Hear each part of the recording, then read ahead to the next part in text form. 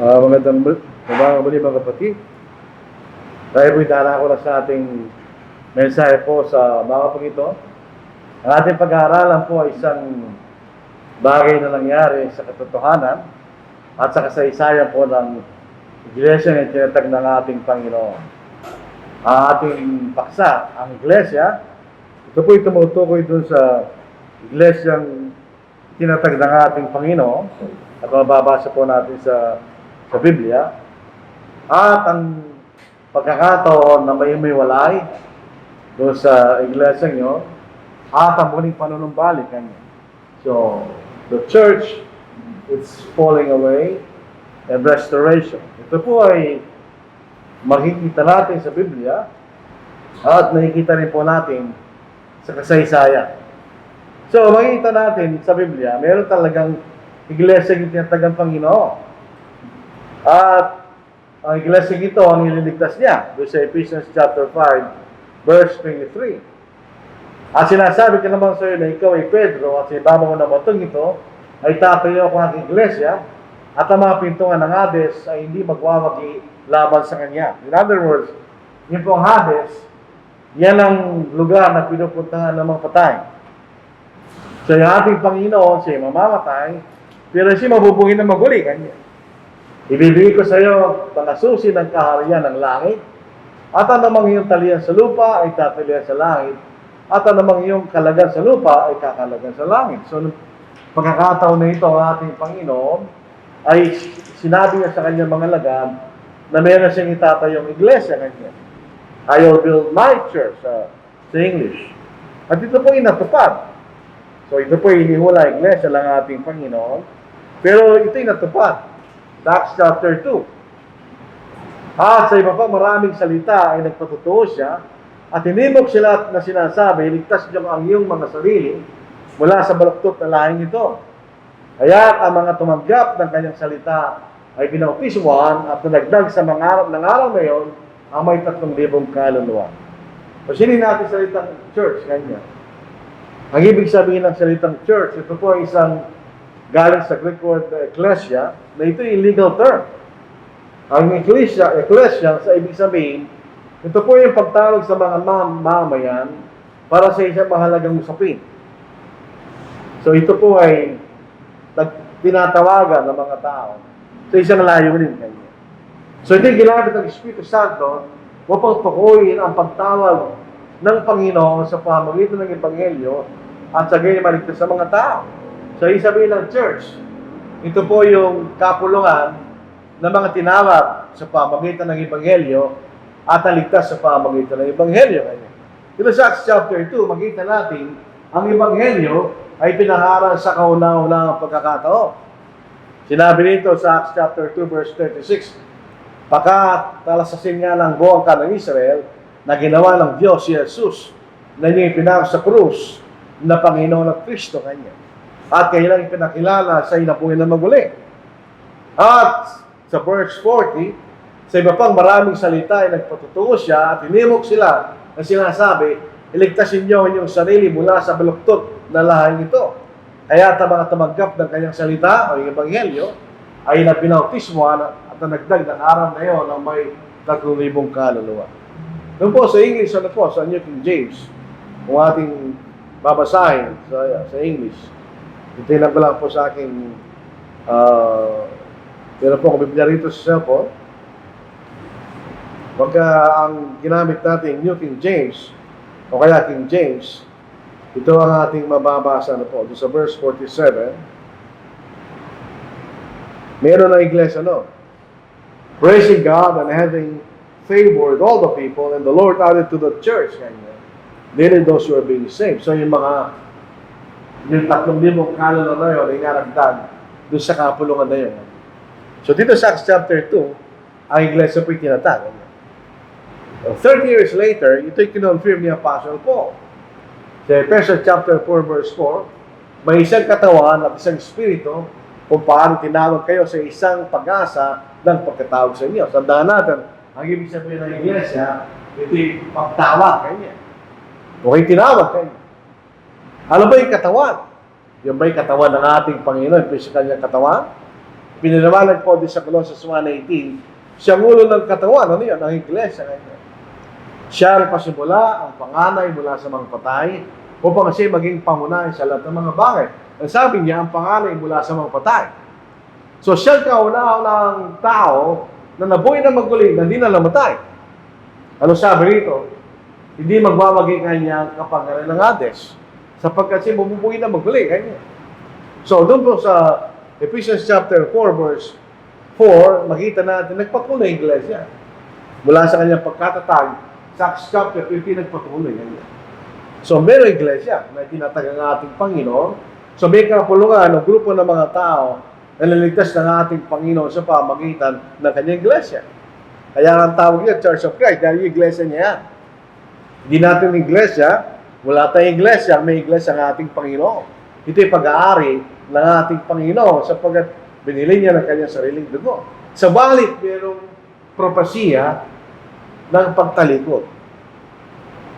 In other words, ito'y nagsimula, ito'y kinatag ng ating Panginoon. Later on, mayroon pong pagtalikod na nangyari. Sila'y tumalikod sa katotohanan at sumunod sa ibang aral na hindi aral ng ating Panginoon. Sa 2 Thessalonians chapter 2 verse 1 at saka hanggang verse 2, nung panahon sila ito ni Apostle Paul, mayroong katuruan na kumakalat na malapit na dumating ang Panginoon. Kanya. So ang mga kapatid sa Thessalonica, sila'y nababagabag.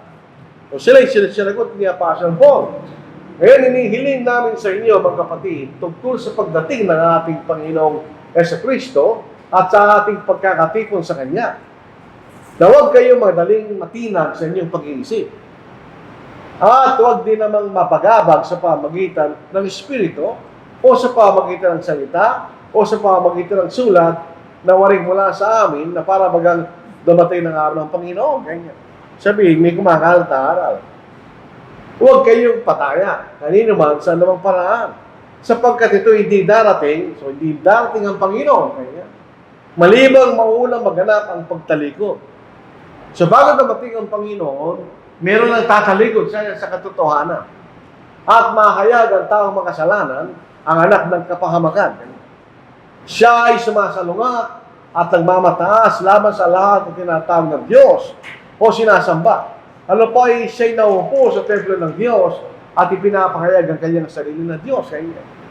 So ibig sabihin, yung apostasy, pagtalikod, mayroong makikitang sinyalis kanya. Yung pinakapuno, yung tinatawag Diyos ng anak ng kasamatan niya, ito ay upo sa templo ng Diyos. Ang templo ng Diyos sa iglesia kanya. At siya'y papahayag ng kanyang sarili na Diyos. So yun ang sabi niya Apostle Paul. So yung salitang falling away, binanggit doon, may pagtalikod, ito'y galing po sa salitang Grego na apostasya. Tandaan natin ang Biblia, ang New Testament na hinasulat sa Grego, nang ibig sabihin of falling away, or defection, or apostasy. Dito po yun po kay Thayer, si Liddell Scott, itong mga taong ito, sila'y mga dalubhasa sa wika na Grego na ginamit sa New Testament. Sabi ni Liddell Scott, defection, revolt, especially in religious sense. Yung po binabagit nila ngayon yung mga Greek documents, ano po? Rebellion against God, apostasy.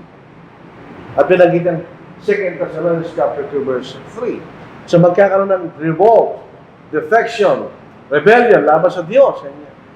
Darating muna yun kanya bago dapating ang ating Panginoon. So dito, meron tayong makikita pagtalikod na sinasabi. Tuloy po natin. Doble. Dito rin po sa 1 Timothy chapter 4 verse 1 and 2. Ngayon ay maliwanag ang sinasabi ng Espiritu na sa mga huling panahon, so hindi sa panahon ni Apostle Paul, kundi sa mas later na panahon, ay ang iba yung magtatalikod sa pananampalataya. Yung sinasabi rin sa 2 Thessalonians, mayroong pagtalikod kanya. Sa pamamagitan ng pagkikinig sa mga mandarayang Espiritu. Yung salitang Espiritu po sa Biblia, ang ibig lang sabihin, tagapagturo kanya. At sa mga aral ng mga demonyo. Sa pamagitan ng pagkukunwari ng mga nagsasalita ng mga kasinungalingan, na mga budhi ay tinatakan na nagbabagang bakal, alam po niyo yung tatak ng mga kalabaw. Di ba? Aapuin mo na yan, ngayon, tapos ilalagay sa balat para makita kung sino mayari. Yun ang sinasabi niya. So, yung mga buding kinatakan ng nagbabagang bakal ng maling aral, ang ibig sabihin. So, ano tinuturo nila? Na doble. Ayan. Kaya pinagbabawal ang pag-aasawa at ipinag-uutos na lumayo sa mga pagkain nilalang ng Diyos upang tanggapin na may pagpapasalamat ng mga nananampalataya at nakakaalam ng katotohanan. Sapagkat ang bawat nilalang ng Diyos ay mabuti at walang anumang dapat tanggihan kung tinatanggap ito na may pagpapasalamat. So, mayroong dalawang aral ang sinabi rito ni Apostle Paul na ay sa Espiritu Santo. Itong magtatalikod mula sa katotohanan kanya, pagbabawal nilang pag-aasawa, at ang pagkain, ilang mga pagkain na nilalang ng Diyos. So, hindi aral ng Diyos yun. Siyempre, hindi pinagbabawal ng Diyos ang pag-aasawa. At hindi rin pinagbabawal ng Diyos na huwag kainin ng ilang pagkain. Walang pinagbabawal ang pagkain ng Diyos. Maliban lang sa dugo. Dahil ang dugo, hindi naman pagkain sa harapan ng Diyos yun. Pero kahit anong kainin mo, walang problema yun. Pero pati pag-aasawa, hindi pinagbabawal, hindi galing sa Diyos, pati pagbabawal yun. Pero itong mga tatalikod sa pananampalataya, yun ang ituturo nila kanya. So again, makita natin, merong falling away kanya. Yung salitang aalis o tatalikod, galing po sa salitang ephistemi kanya. Nang ibig sabihin, signifies to cause to depart, to cause to revolt, to apostatize. So, yung pagtalikod nila sa pananampalataya, yun po ay paglaban sa Diyos. Dahil sila maniniwala sa ibang mga aral at hindi sa aral ng Diyos. Sa Gawa chapter 20 verse 17 at mga sumusunod, ito yung pagpapaalam ni Apostle Paul sa mga matanda sa iglesia ng Efeso. Mula sa Mileto, nagpasugo siya sa Efeso at ipinatawag ang mga matatanda ng iglesia. Sa verse 28, ingatan ninyo ang inyong sarili at ang buong kawan, sa kanila nilagay kayo ng Espiritu Santo ng mga tagapangasiwa upang pangalagaan yung iglesia ng Diyos na binili niya ng kanyang sariling dugo. Alam po ninyo, sabi nito iglesia ng Diyos. Sabi niya, pinili niya ng kanyang sariling dugo. Hindi ang mga pinag-uusapan yan, kundi ang ating Panginoon, di ba? So, bakit ganyan ang babala ni Apostle Paul? Alam ko na pag-alis ko, dahil pupunta siya sa Jerusalem, ay papasok sa kalagitnaan ninyo ang mabangis na asong gubat na walang patawad sa kawan.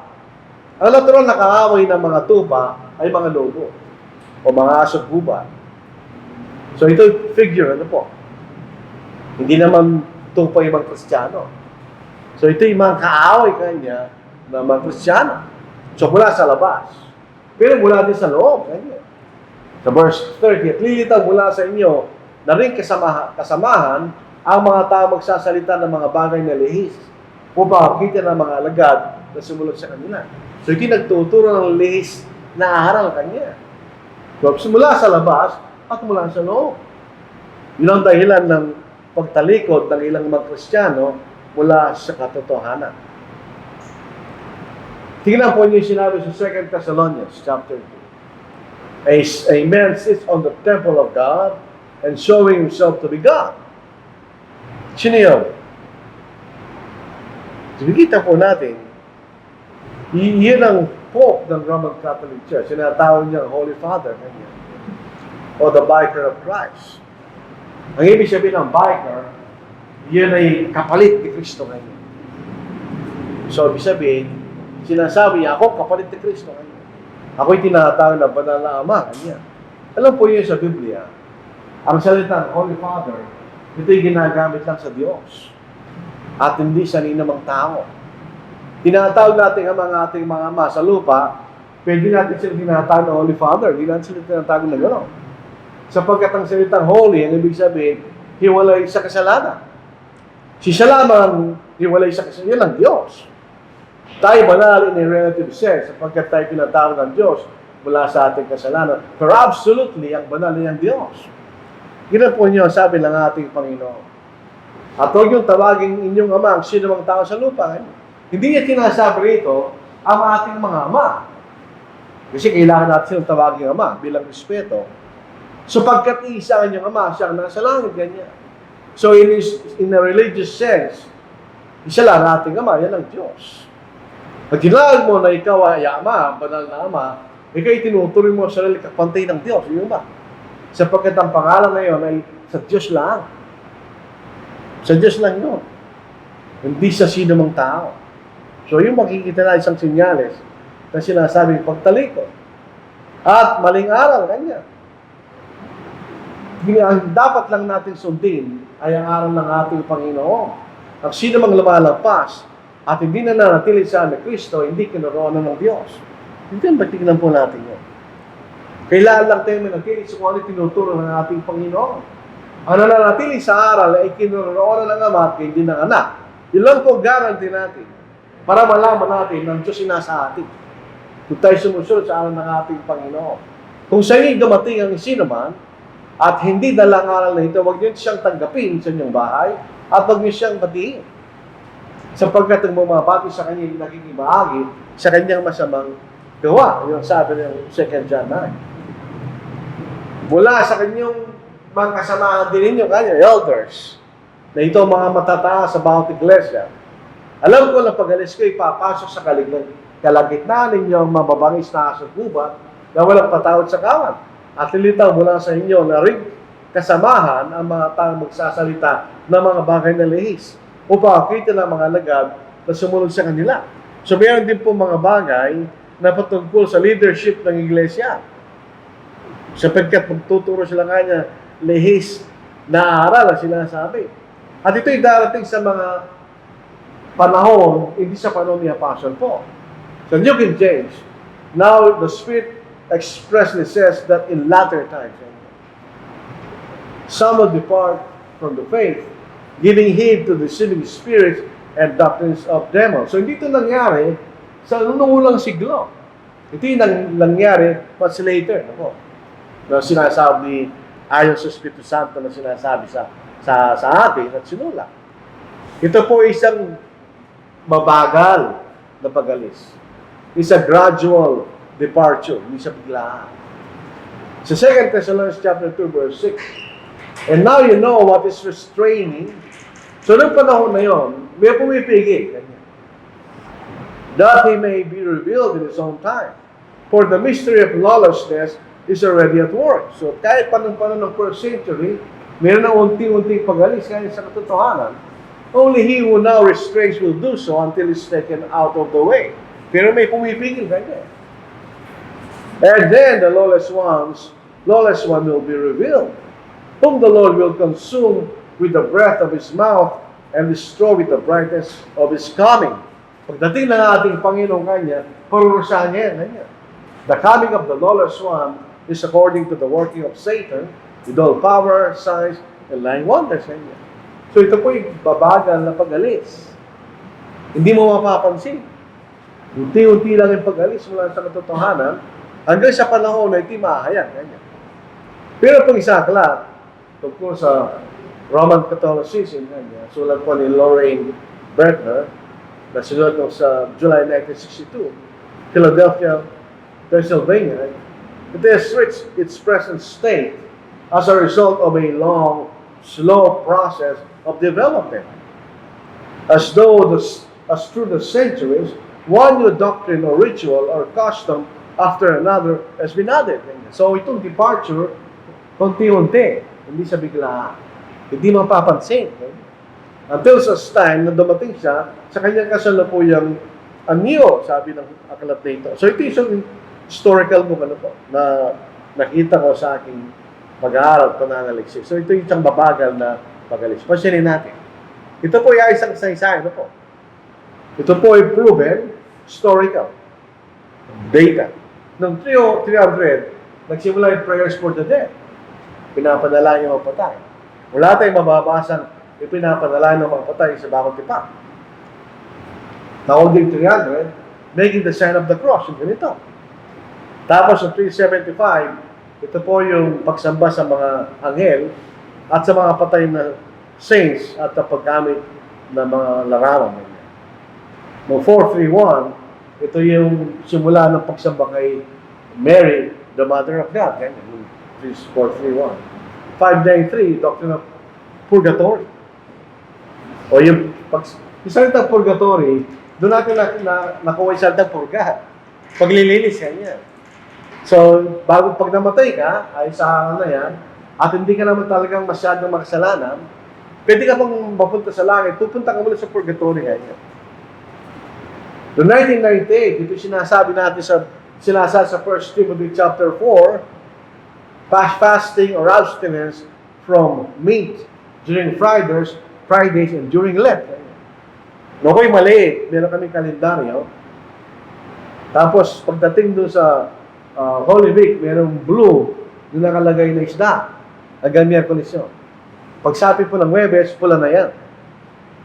So, absolutely kanya, hindi ka kakain ng meat sa panahon na yun. So, yun po yung na-uso 1995. Noong 1079, celibacy of the priesthood. Ganyan. So, itong dalawang nakita natin sa 1 Timothy chapter 4. Tuloy po natin. Noong 1019, ito yung rosary. Noong 1215, transubstantiation. Ang ibig sabihin po ng transubstantiation, yung tinapay at yung patas ng ubas, nagbabago at naging katawan, dugo ng ating Panginoon. Pag itinaas ng pare during the consecration. Ganyan. Tapos 1215, auricular confession, yung pagko-confess sa pare. Ganyan. 1439, purgatory, ito'y aral. Noong 1854, Immaculate Conception of Mary. Na siya'y pinagli na walang kasalanan. Lahat naman tayo, ganun eh. 1870, the infallibility of the Pope, ibig sabihin, pag nagsasalita siya bilang Pope, hindi siya maaaring magkamali. Noong 1950, bago lang ito, the bodily accession of Mary. Siya po ay dinala niyang katawan sa langit. Noong 1965, pagkatapos ng Second Vatican Council, si Mary was proclaimed as the Mother of the Church. Ito yung development ng marami pa yan, pero hindi natin pwedeng ilagay. So ito is slow departure mula sa katotohanan. Yun ang makikita natin. So yung organisasyon, ganito ang nangyari dyan. Yung noong unang pagpapalit, yung mga local church na mga ngaral, tinawag silang pare. At sa isang diocese, sa isang lugar, ang nauuna dyan ay yung obispo. So yun po yung nagsimula noong 3rd and 4th centuries. Well, prior to that, walang ganyan. Pagkatapos, na-develop pa yan. Yung mga diocese na pinahuna ng mga obispo, ay ngayon pinahuna ng sa mas mataas. Ang tawag ay Archbishop. Ito yung nangyari ng 325 AD. Ganyan. Pagkatapos, yung pangunahing mga syudad sa buong mundo, meron silang Archbishop, di ba? Doon sa Alexandria, doon sa Egypt, sa Jerusalem, sa Ephesus at Constantinople, sila po'y pinangunahan ng Rome dahil siyang pangunahing syudad sa Roman Empire. At tinawag siyang monarchical bishop. Later on, tinawag siyang Pope in 606 AD. So, yan ang actual na pagsisimula ng Roman Catholic Church noong 606 AD. So, kung ating dadiagram, ganito nangyari. Ando na iglesia ng ating Panginoon. Yun ay tinatag ng Panginoon. Pero gradually, nagkaroon ng departure. At noong 606, lumabas ang Catholic Church. Pasilin yung pangalan. Yun ay iglesia ng ating Panginoon. Yan ang kanyang itinatag. Pero ibang pangalan nito, Catholic Church, noong 606 AD. At hindi nalalaman ng mga nung nagkaroon po ng division sa loob ng Roman Catholic Church dahil mayroong humiwalay. Yung Greek Orthodox Church noong 1054 AD. Meron silang controversy sa maraming bagay. Number one, yung Greek Orthodox Church, hindi sila nag-sprinkle, sila naglulubog. Dahil sila yung mga Grego, at talagang nilang kahulugan ng mga salita sa Biblia. Ang kailang mga pari, nag-aasawa, at hindi sila naniniwala sa rebulto. Nagkaroon ng controversy sa pagitan ng Roman Catholic Church at yung mga Grego. Ang mga Grego, sila nawalay sa kanila.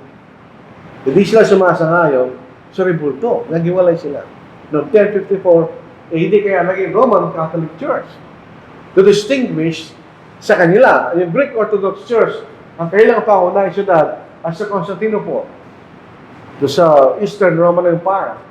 Tapos yung Roman Catholic Church sa Rome, kaya naging Roman kanya. Dahil yan ang pangunahing syudad na kung saan natutuwa yung namumuno kanya. Pero later on, ay sa kasaysayan, mayroong tinatawag na Reformation na kasabay ng Renaissance o Rebirth. Ano yung Reformation? Kung titignan natin ang kasaysayan, may tatlong bahagi yan.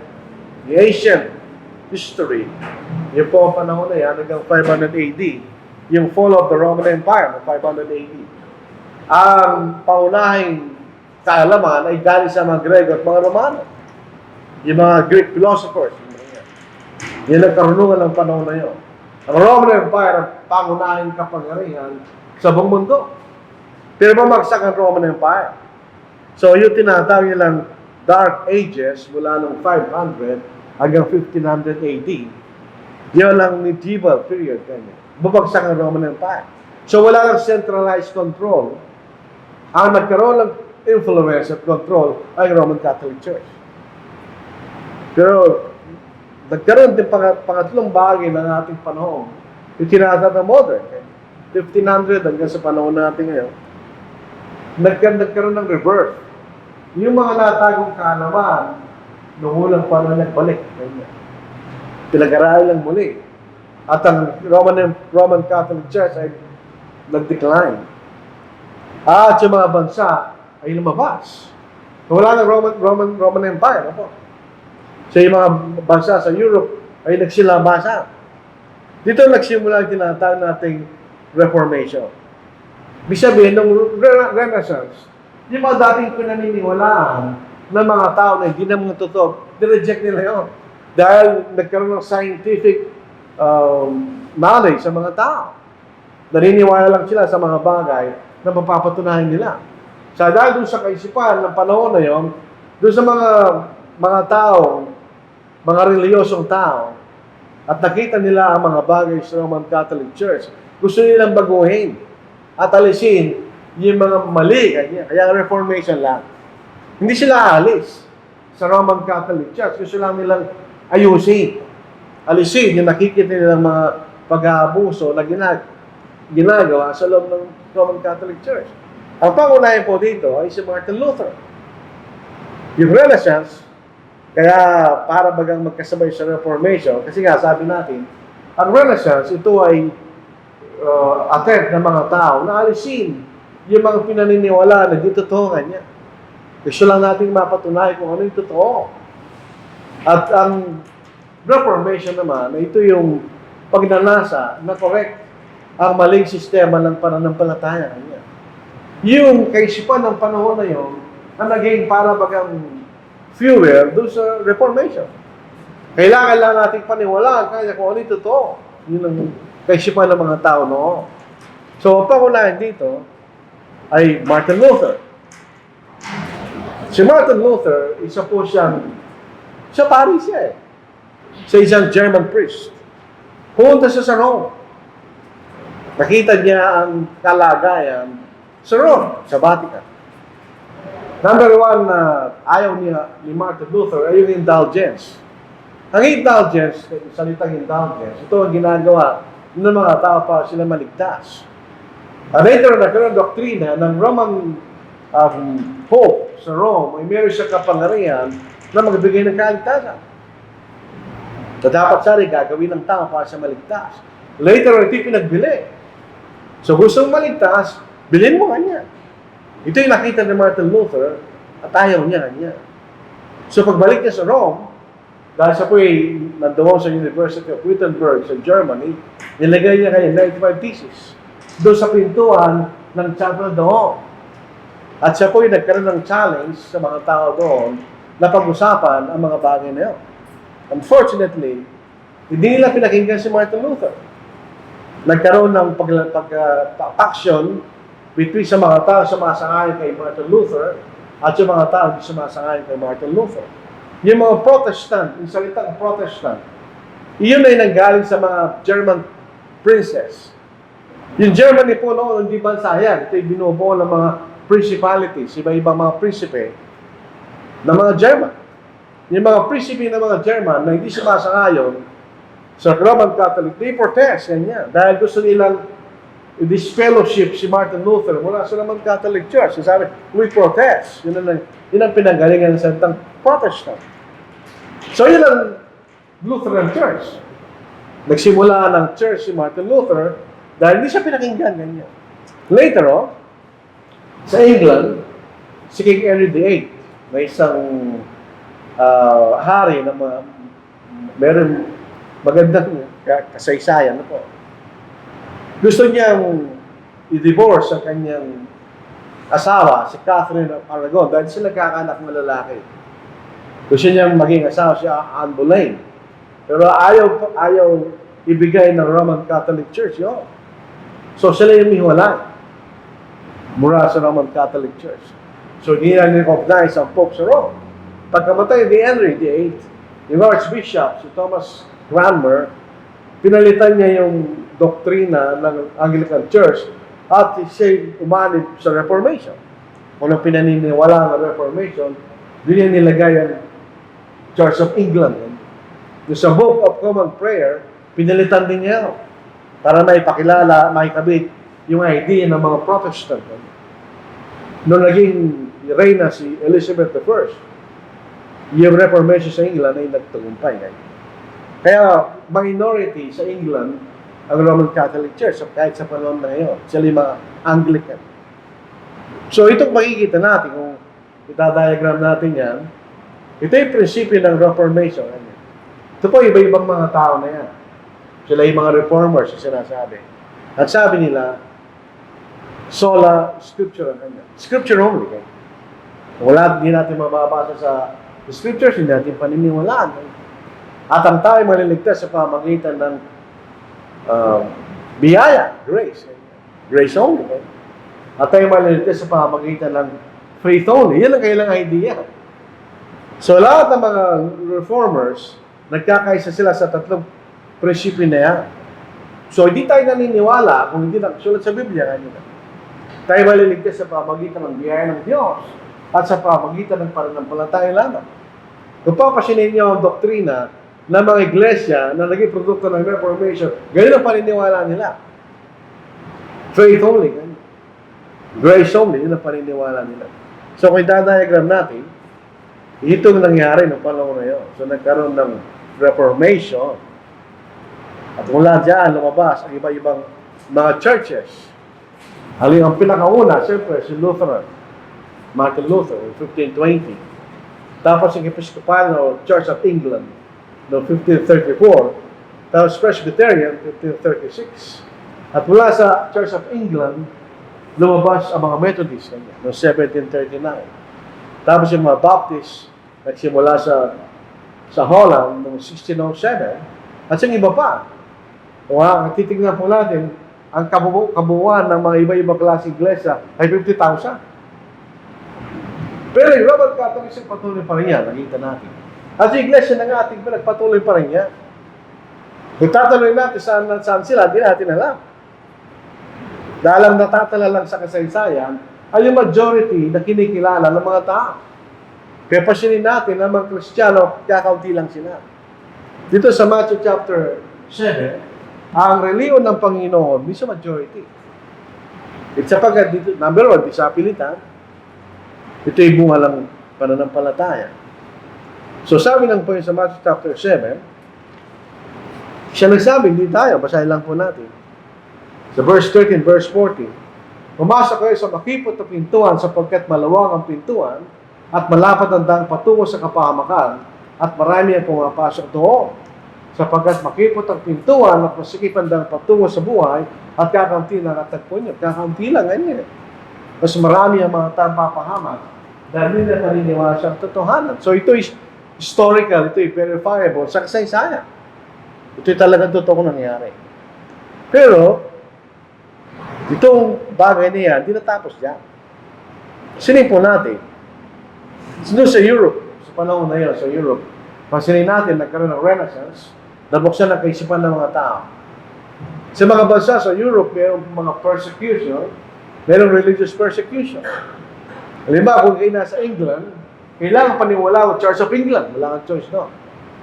So, dahil sa ganung mga bagay, na-discovery ang Amerika ni Christopher Columbus. Lumipat doon yung mga ibang mga tao. Yung mga Europeans, pumunta sila sa Amerika. Bakit? To escape religious and economic persecution sa ilang mga bansa. Halimbawa po sa Ireland, yung mga Irish, sila ay pinapersecute economically ng mga English. So, ang mga Irish ay mahirap na mga tao. So, umalis sila doon. Dahil nakakita sila ng ibang pupuntahan. Pupunta sila sa Amerika. Dito sa lugar na ito, walang persecution. Meron silang kalayaan sa mga bagay na gusto nilang gawin. So, ganito ang nangyayari, mga kapatid. So, yung mga restorers, meron silang kalayaan. So, anong kalayaan po nila? Napag-aralan ang banal na salita na walang pumipigil sa kanila. Sa Lucas chapter 8 verse 11, sinasabi sa atin ang binhi ng kaharian ay ang salita ng Diyos. Ibig sabihin, pag ang isang tao, binasa niya ang katotohanan at kanyang ginawa, siya maliligtas. So, basahin natin sa Luke chapter 8 verse 11. Ngayon, ito sa talinhaga, ang binhi ay ang salita ng Diyos. Sa pagkabini, tingnan, tutubo yun. Pag binasa natin o pinakinggan ang salita ng Diyos at pinaniwalaan natin, magkakaroon tayo ng kaligtasan. So, makita natin itong mga tao ito nagbasa ng Biblia at nakita nilang katotohanan nung ginawa nila. Umalis sila sa mga denominasyon nila. Dahil nakita nila yung aral ng mga denominasyon ay taliwas sa kalooban ng Diyos. Umalis sila doon. Anong ginawa nila? Sila bumalik sa katotohanan. Kaya nga tinatawag na restorers. Hindi sila reformer. Gusto nilang bumalik kung ano yung totoo. So they return to the original Church of Christ. Iniwan nila yung mga denominasyon na kung saan sila lumaki. Dahil nagkaroon sila ng kalayaan na mag-isip sa kanilang sariling kaisipan ang salita ng Diyos. So hindi tayo pinipigilan ng Diyos. Meron tayong kalayaan sa ating mga sarili. Malaya at ating basahin ng Biblia. At kung tayo sasampalataya, tayo maliligtas. Yun ang ginawa ng mga tinatawag na restorers doon sa Amerika. Yung makikita natin. So ito yung mga taong yan. Si Jason Kelly, si Thomas Campbell, si Alexander Campbell, at yun si Barton W. Stone. Ito yung mga totoong tao. Sabi nila, ito yung sinabi ni Thomas Campbell, where the scriptures speak, we speak. Where the scriptures are silent, we are silent. The Church of Jesus Christ on earth is essentially, intentionally, and constitutionally one. Walang pagkabahabay. Yun ang kailang prinsipyo. So ito mga tao, si James O'Kelly, siya ay Methodist. Si dalawang ito, mag-ama, sila ay Presbyterian. Si Barton W. Stone ay Baptist. Sumali sila. Iwan nila yung mga denominasyon nila. At pumunta sila sa totoong iglesia, nababasa lang sa Biblia. Yun ang ginawa nito mga tao ito. So, to restore, iba sa repair. Mayroon mga historical buildings. Kuminsan, nire-restore nila. Ano yung sabihin ng restoration? Iba sa repair. Ang restoration implies a return to an original state after depletion or loss. Limawa, yung bahay ni Jose Rizal, dahil sa katagalang panahon na sila, ibabalik nila sa dati niyang anyo.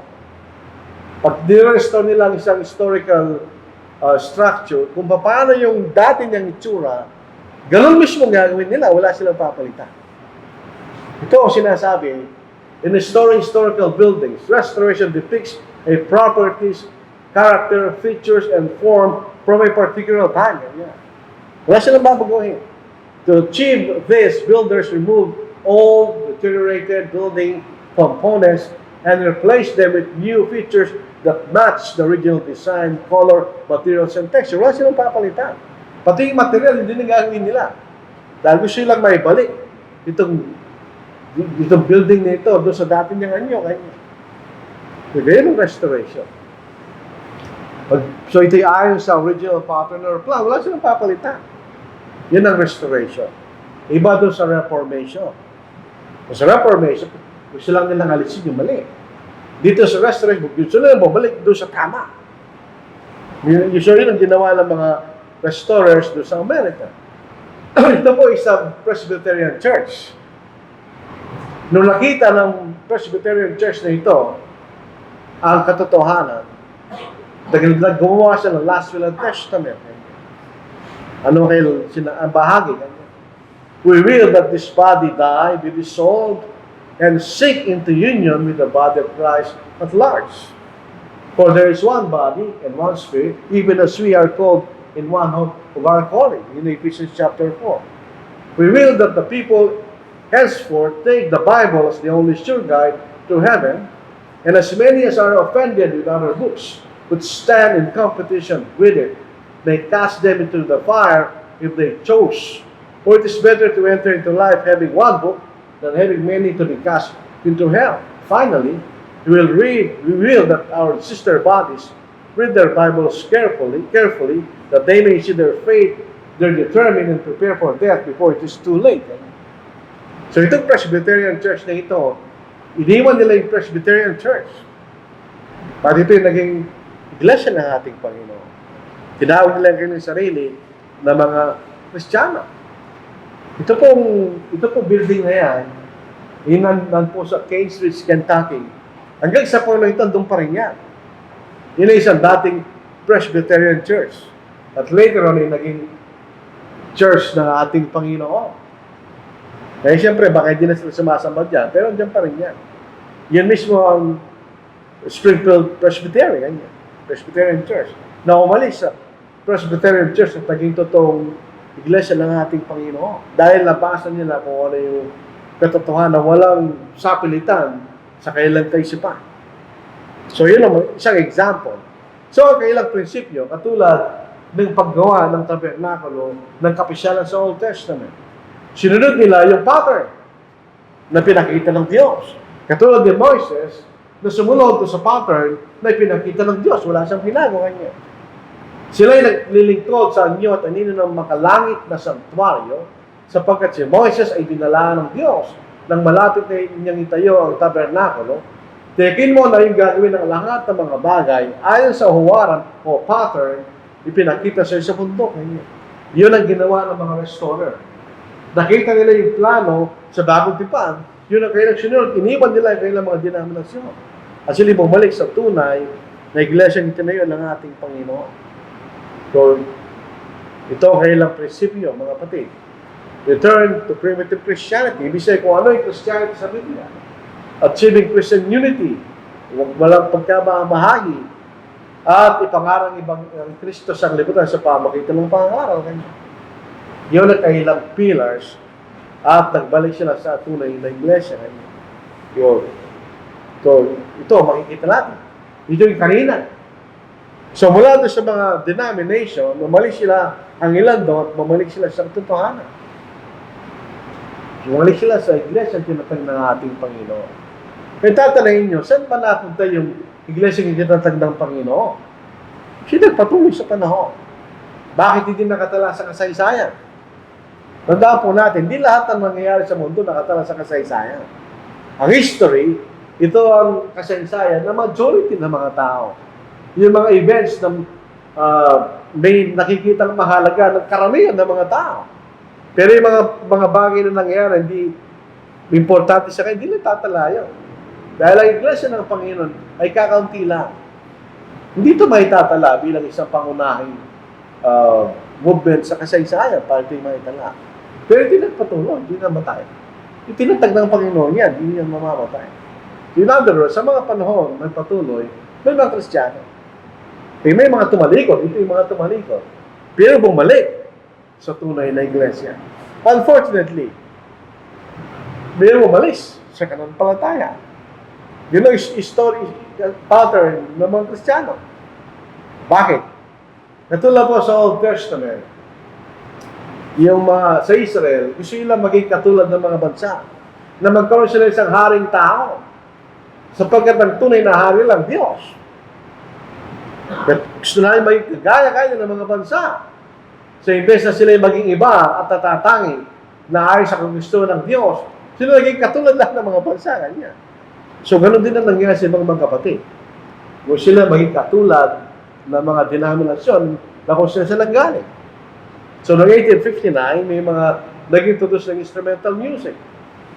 At nagkaroon sila ng centralized organization, naging missionary society, sa Cincinnati, Ohio, noong 1849. So, sila nagkaroon po ng pagalis sa katotohanan. Ang Iglesia ng Panginoon ay naiba. Sa lahat ng denomination na naiba. It's distinct, peculiar. Pero gusto sila maging katulad ng mga bansa, so sila bumalik. Sa mali. So, drawing natin. So, yun lang nagbalik sa katotohanan, sila yung malis. Ito po, ang tinatawag na dyan, yung mga malis ay Christian Church. Ito yung natala 1906. Later on, 1968, itong Christian Church nag-split. Ano po? Naging disciples of Christ. Wala na sila sa katotohanan. So, may nagpatuloy pa. So, yung makikita natin, may umalis. At meron pa rin umalis. Noong after World War II, dahil natalo ang Germany, ano po, nagkaroon ng kaisipan yung ibang mga kapatid. Naawa sila sa mga German na nag-iba ang kailang bansa at gusto silang tulungan. So, nagsingit po sila ng kaisipan na tulungan natin itong hindi kapatid mo.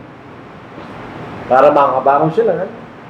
At para maganap nila yan, nagkaroon sila ng centralized setup, yung sila na sponsor ng church arrangement. So, ayun, isa muling pag-aalis sa katotohanan. They're influenced by social gospel. Ang ibig sabihin ng social gospel, hindi lamang kaluluwa ang dapat iligtas, kundi pati yung physical na pangailangan. Yun ang social gospel. Hindi yun ang kaisipan ng Diyos. Wala tayong mababasa sa Biblia na yung mga slave ay alisin sa pagiging alipin. Doon sa 1 Corinthians chapter 7, kung ikay tinawag na alipin, ikay manatiling alipin. Hindi ang physical na kapakanan ang iniisip ng Diyos, kundi ang ating spiritual na kapakanan. Kung paano tayo maliligtas mula sa ating mga kasalanan. Pero yung mga denominations, pero sa social gospel concept, iba na-influence sila sa ito. So, kung titingnan natin ulit sa ating ito yung history na po. Ito yung totoo. Ito pong address is, hindi ko alam paano ba, Schenkenbergan Lagi, 70 address yun. In 1947, Brother Otis Gatewood was drumming up support for the work of evangelizing Germany. World War II left Germany a beaten nation, and the ravages of that war brought a once proud and prosperous people on their knees. The Marshall Plan to refurbish Europe was in effect, and Gatewood and his team set out to refurbish Germany in the Church of Christ style. At sila lumabas sa katotohanan. So, sabi nga, history repeats itself. Nandak sila sa katotohanan, umalis sila sa katotohanan. Umalis sila sa salita ng Diyos. So, makikita natin, yun lang sila. Mayroon mga Church of Christ na wala sa katotohanan.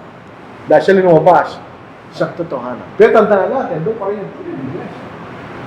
Kaya pinag-iingatan natin ang ating pinag-aaralan. Pinag-iingatan natin kung ating tinuturo na dapat ito sa salita ng Diyos. At wala tayong dituturo kundi aral ng ating Panginoon. Dahil ang kasaysayan ng tao ay pareho-pareho lang. May umaalis sa katotohanan, may bumabalik, may umaalis. Pero may nananatili. Yung mga tapat na Kristiyano ay nananatili sa katotohanan. Hindi tayo na-impluensyahan ng anumang bagay maliban sa salita ng Diyos. As sa 1 Corinthians chapter 15, verse 58, pasilin nyo, itong mga taong ito, hindi sila mapakalit. Hindi sila mapakalit sa katotohanan, ay umaalis sila. Pero bilang mga Kristiyano, ito sinasabi sa 1 Corinthians, at chapter 15, verse 58, para hindi tayo malis sa katotohanan. Kaya mga kapatid, kung minamahal, kayo maging matatag, hindi nakikilos, tindan nyo, maging matatag, kanya. Kahit ano mangyari sa atin, Kristiyano pa rin tayo. Hindi nakikilos, hindi na tayo alis. Kung ano ang totoo, doon lang tayo sa totoo kanya. Lagi sumasagana sa gawa ng Panginoon, yamang nalalaman ninyo na hindi walang kabuluhan ng inyong gawa sa Panginoon. Kung tayo man nanatiling tapat sa Panginoon, hindi walang kabuluhan nyo. Dahil maging batayan ng ating kaligtasan sa pagdating ng ating Panginoon. Ito kasaysayan ng tao. At ito'y nakikita ng Diyos. Sa palagay niya, nagagalang ang Diyos. Ang Diyos ay nalulungkot. Dahil sa gawa ng paraan, paliligtas tayo sa tanikalan ng kasalanan, na wala tayong magagawa sa ating sariling paraan, pero despite yun ang ginawa ng Diyos, yun ang ginawa ng tao. Hindi sila nanatiling tapat sa kalooban ng Diyos. So, ito ang kasaysayan at nagpapatuloy ng kasaysayan na iglesyang itinatag ng ating Panginoon. Kaya kakaunti lamang ang makakarating sa langit, sa karamihan ng mga tao, dahil hindi sila satisfied sa katotohanan ng Diyos. At ginagawa lang kailang sariling katuwiran. Katulad po ng Israel. Ang Israel ay bansa ng Diyos. Pero ngayon din sila. Hindi sila nanatili sa katuwiran ng Diyos. So, ang tao repeats himself from time to time. Ganun ang ginagawa ng tao. So, Romans chapter 10. Mga kapatid, ang nais na aking puso, verse 1, at ang dalangin ko sa Diyos alang-alang sa kanila ay sila ay maligtas. Ako'y makapagpapato na sila ay may sigasig para sa Diyos. So, bakit hindi ay sa kalaman? Sapagkat sa kanilang pagiging magmang sa katwiran ng Diyos at sa pamagitan pagsisikap ng mga ito ang sariling pagiging matwid, ay hindi sila napasakap sa pagiging matwid ng Diyos. Hindi sila satisfied sa katwiran ng Diyos. Hindi natatag nila kailang sariling katwiran. Yan ang dahilan bakit ang mga tao ay maalis sa katotohanan ng Diyos. So ilan yung tuloy ng iglesia? Isa lang. Ilan ang mga iglesia? Ayon po sa pinakahuling census, 50,000. Dahil sila tinatag ng Panginoon. Sa palagay natin, sinong kikilalanin ng Diyos? Itong mga ito na itinatag ng mga tao o iglesia itinatag ng ating Panginoon? Ito po isang bagay na seryoso nating pag-iisipan kasi yun ang magiging kahinatnan ng ating kaluluwa pagkamatay natin. Saan tayo pupunta? Sa langit? O sa kaparusahan? Hindi tayo pinipilit ng Diyos, kaya nga kakaunti lang maliligtas eh. Gusto ng Diyos na ating sariling kalayaan ay makita natin ang katotohanan at tagapin natin kung ano yung totoo na nakatala sa kanyang salita. Yan ang gusto ng Diyos. Gusto ng Diyos lahat ng tao maliligtas, pwede niyang gawin yun. Pwede niya pilitin ng tao, hindi gagawin ng Diyos yun. Binigyan tayo ng kalayaan ng Diyos. At siya nagbigay nun, nire-respeto ng Diyos yung kalayaan na yun. Pero darating ang panahon, sasagot tayo sa Diyos. Kung ano ginawa natin sa kalayaan na ibinigay sa atin ng Diyos. Bilang panghuli, ang salitang Satanas ay totoo. Ang ibig sabihin ng Satan, galing po sa Greek word na Satanas. Nang ibig sabihin kaaway. Siya'y kaaway ng Diyos. Ang ginagawa ng Satanas, palagi niyang ina-undermine o sinisira ang gawain ng Diyos. Mula sa simula ng paglalalang. At hanggang sa magkasaysayan ng tao. Kanya. Sa kagustuhan po ng Panginoon ay ang pagkakaisa ng lahat ng kanyang mga laga. Pero ang ginawa ng Diyos ay sino ang Satanas? Yung opposite. Gawa siya ng division and confusion. Kaya maaaral tunay na ebanghelyo sa panahon na ito, hindi ka tatanggapin ng tao. Kasi nalilito sila. Ang dami ninyo, ano ba yung totoo sa inyo? Nga nila. Yan ang gusto ni Satanas. Ang apostasy, o pag-aalis sa katotohanan, o pagtalig, ito'y babagal. Parang cancer, hindi mo mahalata sa simula. Mararamdaman pag grabe na. Ganyan. So tayo po'y dapat matuto sa kasaysayan. Na tayo po'y mag-ingat. Na kahit sa maliit na pag-alis, ingatan po natin yun. Dahil maaaring ito'y lumala ng lumala at lumayo tayo ng lumayo mula sa katotohanan. Pag binuksan natin ang floodgate ng kamalian, paano natin malalabanan yung tubig na lalabas doon ng kamalian? Hindi na natin malalabanan yun. Para pag sa isang dam na napakalaki, pag may maliit na butas na hindi mo binigyan ng pansin, lalaki yung butas na yun. At pag lumaki yung butas, lalabas yung tubig, sisirain yun daw, wala ka na magagawa. So, kailangan tayo mag-ingat. Kahit sa maliliit na bagay, mag-ingat po tayo. Sabi ng mga kapatid noong unang panahon, a little liberalism will not hurt. Pero ang kasaysayan, it did hurt dahil nagkaroon ng pag-ihiwalay mga kapatid. So tayo po kinakailangan manatili lamang within the scriptural pattern, kung ano sila sabi ng banal na salita. At huwag tayong umalis sa nakasulat. Tulad niya po ng binasa natin, katulad ni Moses, ginawa niya yung tabernakulo ay sa pattern na pinakita sa kanila sa bundok. Ganoon din tayo. Kung ano mababasa natin sa bagong tipan, yun lamang ang ating kailangang paniwalaan at gawin. Kung meron tayo nakikitang pagtalikod, kailangan natin labanan yun. Dahil lalala at lalala yung pagtalikod na yun. Katulad na nakita natin sa kasaysayan. So ito po ang ating pag-aaral po sa bagay na ito. Po. Ito po si J.W. McGurvey. Nung nagkaroon po ng division na itong gumagamit ng panugtog at yung hindi gumagamit ng panugtog, they compromise. Sinasali yung dalawa. Nung malapit na sa mamatay, ang sabi niya, it will not work. Ang kailangan lang tayong manatili kung ano yung totoo.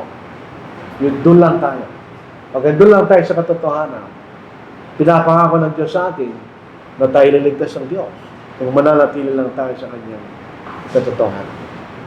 Alam po natin, wala nang tayo karapatan palitan ang gawain ng Diyos. Saya po ng Diyos kay Isaiah sa chapter 55, 8 and 9. Sapagkat ang aking mga pag-iisip ay hindi yung mga pag-iisip ang nagsasalita ang Diyos. Niyan yung mga pamamaraan ay aking mga pamamaraan, sabi ng Panginoon. Sapagkat kung paano ang langit ay higit na mataas kaysa lupa, ngayon ang aking mga pamamaraan ay higit sa mataas kaysa inyong mga pamamaraan at aking mga pag-iisip kaysa inyong mga pag-iisip. So, kung meron tayong dapat pagkatiwalaan, walang iba ng Diyos. Dahil siya lamang nakakaalam kung ano mabuti para sa atin. Kung minsan tayo mismo, di natin alam mabuti para sa atin. Ang Diyos lamang nakakaalam. Kaya kailangan lang tayo sumunod sa Kanyang salita. At ang Kanyang pangako sa atin ay Kanyang gagawin. Hindi po natin ito pinapangaral para manira. Hindi. Ito yung pinapangaral natin pagkat ito totoo. Kailangan tayo malaman, makita natin ang totoo upang tayo pumunta sa totoo. Dahil lahat ng mga bagay na ating ma-accomplish sa mundong ito ay magiging walang halaga kung darating araw ay papupunta tayo sa kaparusahan, di ba? Anong kahalagaan ng ating nagawa habang tayo buhay? Samantala pag tayo namatay, tumating ang Panginoon, tayo hatulan, ay pupunta na tayo sa kaparusahan. Anong naging kabuluhan ng ating buhay? Wala. Naging worthless, useless ang ating buhay sa mundo. Sabi nga po ni Solomon, sabi niya sa atin, lahat ay narinig kanya. Matakot ka sa Diyos at sundin mo ang kanyang mangutos sapagkat ito ang buong katungkulan ng tao. Ito ang dahilan pa tayo nilalang ng Diyos. Na tayo matakot sa Kanya, na tayo magpuri sa Kanya, at tayo sumunod sa Kanya. Yun ang layunin. Bakit tayo nilalang ng Diyos? Na hindi natin gagawin yan, magiging walang kabuluhan ang ating buhay. At di natin makakamtan yung ipinangako ng Diyos sa atin na sa langit lamang natin matatagpuan. So ito po ang ating mensahe po sa umagang ito. Sabi ko nga, hindi natin tinuturo ito para makapalakit ng damdamin o manira. Hindi. Ito yung katotohanan. Kailangan natin marinig kung ano ang katotohanan. Actually, itong sermon na ito, mga kapatid, ito yung na-assign sa akin sa Sorsogon sa January 18, 19. So, minabuti ko na ituro bago ko pa ituro doon. Ganun kasi talaga yan para makita natin. Kung makita ko, meron pang dapat idagdag pagdating natin sa January 18 o 19. Pero ito'y totoo. Pwede kayo manaliksik, pwede kayo mag-research, pwede kayo magbasa ng Biblia. Ito ang ating makikita. Ano nangyari sa kasaysayan ng tao with regards sa kaligtasan na ibinigay ng Diyos sa atin. China naman, di ba? Gano'n ang sakripisyo ng Diyos na ibinigay niya kanyang bugtong ng anak na kanyang minamahal at namatay sa krus at di tayo maligtas. Sayang yung biyaya na ibinibigay sa atin ng Diyos. Madali bang sumunod sa totoo? Hindi. Pero mas mahirap kung tayo pupunta sa impyerno, di ba? Hindi pinapangako ng Diyos na tayo nasa katotohanan ay madali. Pero anong mas mahirap? Yung konting kahirapan na maranasan natin ngayon o yung eternal punishment sa impyerno? Di ba? Isipin po natin. Kaya lang po natin tayo nandito at nangangaral, hindi para pasiyakin yung nakikinig. Hindi ang lain ng pangangaral. Ang iglesia, ang ospital ng kaluluwa. Dito natin kinukorek ang mga bagay na dapat ating correct sa pamagitan ng salita. So maraming salamat po sa inyong pakikinig sa aral ng Diyos. Maraming salamat po.